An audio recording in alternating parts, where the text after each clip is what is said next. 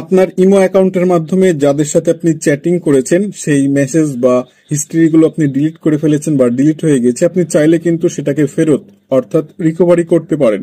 এটা কিভাবে করবেন আজকের এই ভিডিওতে এটাই থাকছে। সো ভিডিওটি স্কিপ না করে পুরোপুরি কন্টিনিউ করলে আপনিও আপনার ইমো অ্যাকাউন্ট থেকে সমস্ত ডিটেল বা ডকুমেন্টগুলো কিন্তু রিকভারি করতে পারবেন। তো চলুন ভিডিওটি শুরু করা যাক। আপনার স্মার্টফোনের ইমো অ্যাপসটি ওপেন করবেন, তারপরে উপরে দেখতে পাচ্ছেন প্রোফাইল পিকচার, এটার উপর একবার ট্যাপ করে দিবেন। এখন আপনাকে যে কাজটি করতে হবে, সেটিং যে অপশনটি এটা ওপেন করবেন।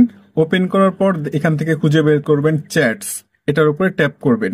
সো এখন আপনাকে যে কাজটি করতে হবে, একটু নিচের দিকে স্ক্রল করবেন বা নিচে যে অপশনগুলো দেখতে পাচ্ছেন এখান থেকে খুঁজে বের করবেন রিকোয়েস্ট অ্যাকাউন্ট ইনফো। ওকে, সো এটার উপরে আপনি ট্যাপ করে দিবেন। সো আমি ট্যাপ করে দিচ্ছি।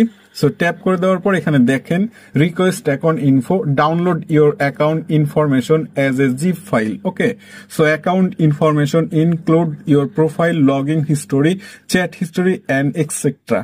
সো এই যে এখানে দেখতে পাচ্ছেন যে রিকোয়েস্ট অপশন, এটার উপরে ট্যাপ করার পরে কিন্তু 6 থেকে 7 ঘন্টার মধ্যে আপনার ডিলিট হয়ে যাওয়া হিস্টোরি, ডকুমেন্টস, চ্যাটিং সবকিছু কিন্তু ইমো আবার আপনাকে রিকভারি করে দিবে।